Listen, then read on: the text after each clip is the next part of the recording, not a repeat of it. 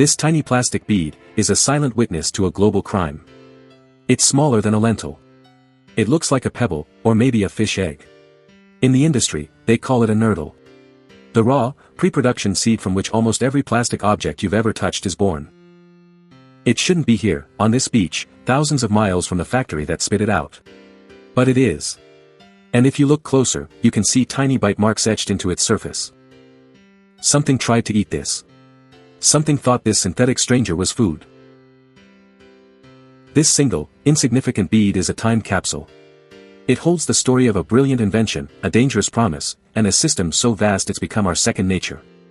A system that's now flowing back into our food, our water, and even our blood. Today, we're going to put this witness on the stand. We're going to trace its journey from a chemical reactor to this shoreline, and uncover how a material designed to last forever was used to build a world of throwaway convenience. And by the end, you'll understand that this isn't just a story about plastic. It's the story of us. So where did this pellet story even begin?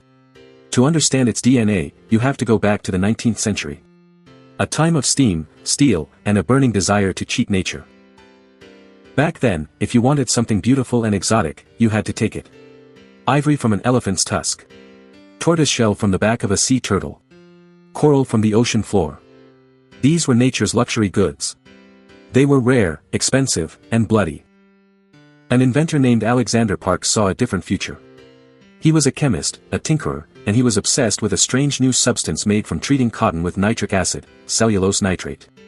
It was gooey, it was moldable, and he believed he could use it to replicate nature's finest work, without the killing. In 1862, he strode into the London International Exhibition and presented his masterpiece, Parks Sign. He showed off combs that looked like tortoiseshell, knife handles that looked like ivory, buttons that shone like mother of pearl. It was a miracle. A material that could be anything you wanted it to be. The judges were amazed. Parks won a bronze medal, set up a company, and for a moment, it seemed like the future had arrived. There was just one tiny problem. Cellulose nitrate is the chemical cousin of gun cotton. The very same stuff used in explosives. Parks' sign was beautiful, but it was also spectacularly flammable. Not only that, it would warp, yellow, and crack with age. His company went bankrupt. Parks's dream of a perfect natural imposter literally went up in smoke. It was a brilliant failure. But the idea he unleashed, that was unstoppable. Just a few years later, in America, another inventor named John Wesley Hyatt picked up where Parks left off. He was trying to solve a different problem. A billiards company had offered a $10,000 prize to anyone who could create a substitute for ivory billiard balls. Hyatt tweaked Parks's formula, adding camphor to plasticize the volatile nitrocellulose. This made it more stable, easier to mold. He called it celluloid. It worked.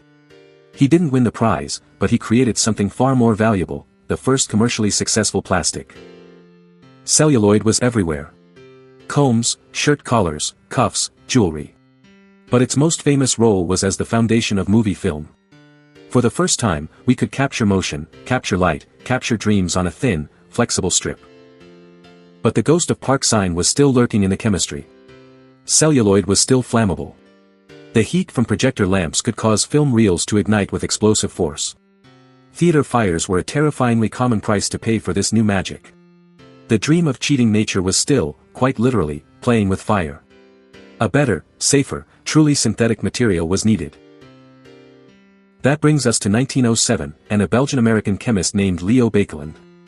Baekeland was already a rich man. He'd invented Velox photographic paper and sold the patent to Kodak for a fortune. He wasn't chasing fame, he was chasing a puzzle. He knew about the problems with Parks' sign and celluloid.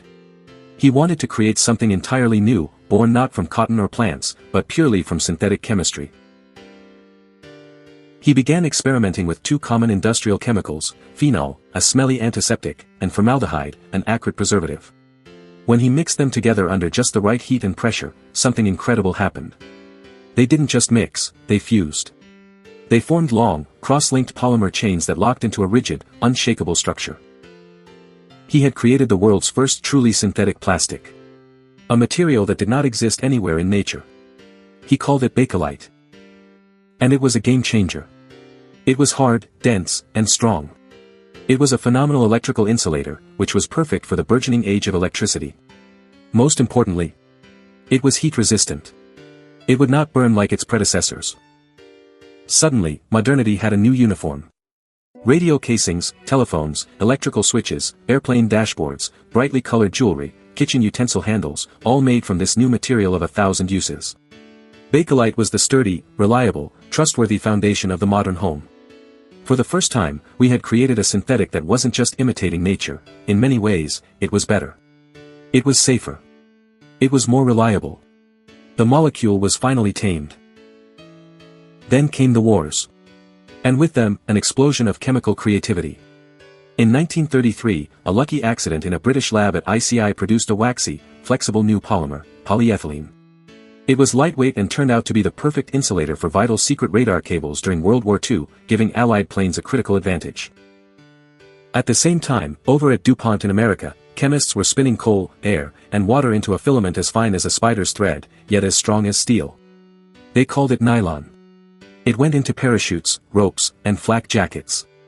Polymethyl methacrylate, or plexiglass, replaced heavy glass in aircraft canopies. PVC and polystyrene filled out the chemical army. War was the ultimate accelerator. We learned how to injection mold, how to extrude, how to mass-produce these new materials on an unimaginable scale. We learned how to make a molecule flow into any shape that duty demanded. But then the war ended. And all these giant chemical companies with massive production capacity had a new problem. What do you do with all this plastic now? They had a solution in search of a problem. So they decided to create one. And this is the hinge point. The moment where the entire story of plastic pivots from durable and revolutionary to disposable and trivial. August 1, 1955. Life magazine publishes a now infamous photo essay. It's titled Throwaway Living. The picture is an explosion of manufactured joy. A smiling family, mom, dad, and daughter, are gleefully tossing an entire meal's worth of items into the air. Paper plates, plastic cups, cutlery, napkins, all flying like confetti. The article's caption celebrated that these items would take 40 hours to clean, except that no one had to. This wasn't just a photograph, it was a cultural green light. It was a declaration of independence from chores. It was an advertisement that canonized a new virtue, convenience. The message was clear: your time is too valuable to waste on washing dishes. Just use it once, and throw it away. But where is away? That was a question nobody was asking. The image offered absolution. Away was a magical, unseen place where our mess simply disappeared. The friction of daily life could be engineered out of existence. Industry jumped on this new gospel. Plastic, the miracle material born to win wars, was now redeployed to fight the new enemy, minor household inconveniences. Polyethylene, which had insulated secret radar, was now used to make flimsy disposable sandwich bags. Polystyrene, once used in military equipment, became the styrofoam cup you use for 3 minutes and throw away. In 1973, a DuPont engineer named Nathaniel Wyeth patented the PET beverage bottle. It was a masterpiece of engineering, light, tough, shatterproof, and just impermeable enough to hold the fizz in carbonated drinks. It was far better than glass. And it cemented the idea that a container could be used once and discarded without a second thought. The scale is just staggering. In 1950, the world produced around 2 million metric tons of plastic. By 2019, that number had skyrocketed to 460 million metric tons per year. And the single biggest chunk of that pie? Packaging. Over a third of all plastic produced is for single-use packaging. An object designed to last for centuries, used for a few minutes. This deliberate mismatch is the engine of the entire crisis. Of course, by the 1980s, people started noticing the growing mountains of trash. So the industry responded with another stroke of marketing genius. In 1988, the Society of the Plastics Industry introduced the resin identification codes. You know them. The little numbers 1 through 7, surrounded by 3 chasing arrows. To the average person, this symbol looks exactly like the universal symbol for recycling. It soothes the conscience. It whispers, don't worry. This isn't waste. This is a resource. It will be born again as something new. It implies a perfect circle. But it's not a circle. For most plastics, it's a dead end. While plastics number 1, PET, and number 2, HDPE, have relatively viable recycling markets, numbers 3 through 7 are incredibly difficult and expensive to recycle. They often end up in landfills, or incinerated, or shipped to developing countries to become their problem. The arrows were never a guarantee of recyclability, they were just a label to help sorting facilities. But their design was a psychological masterstroke, laundering our guilt and allowing the throwaway culture to continue, unchecked. The message was clear: keep consuming. The system will take care of it.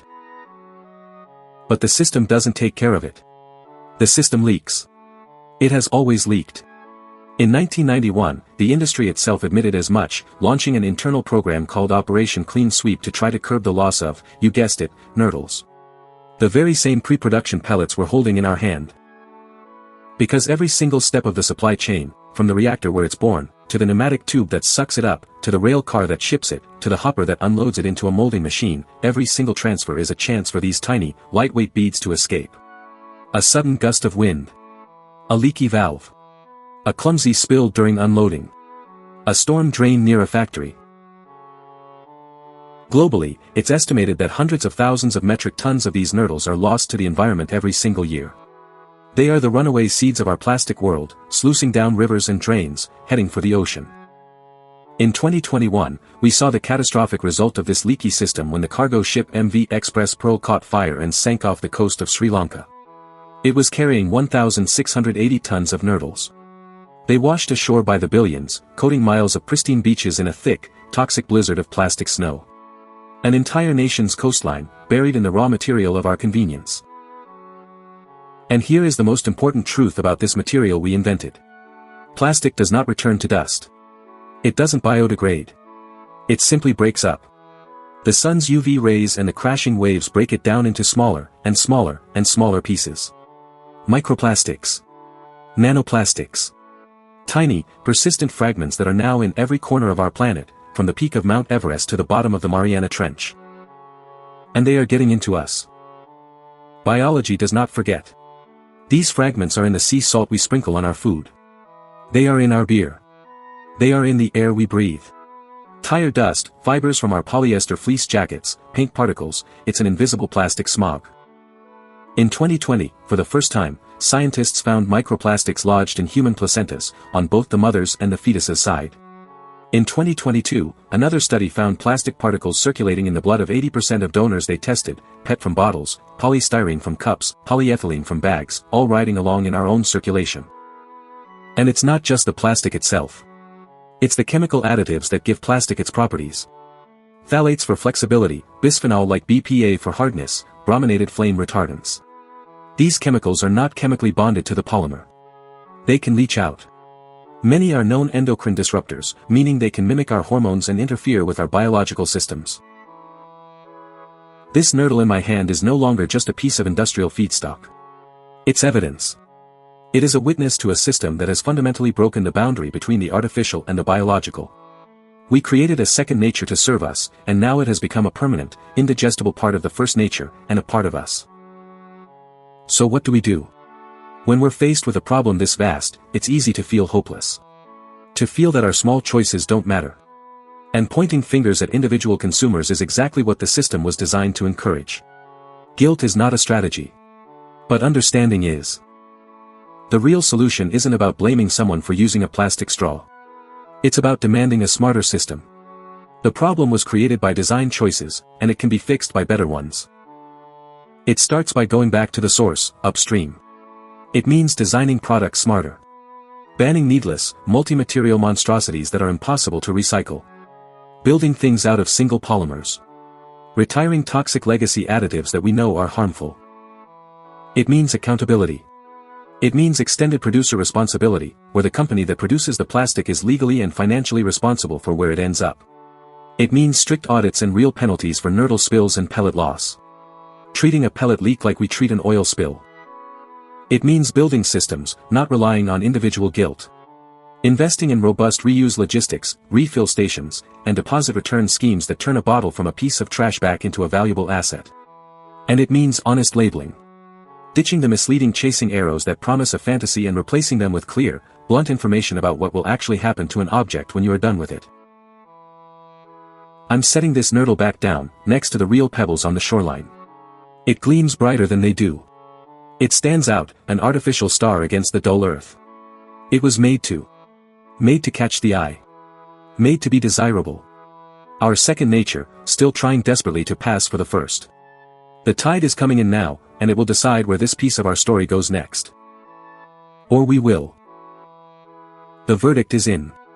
What we made to save ourselves time is now fundamentally shaping the time we have left to live in.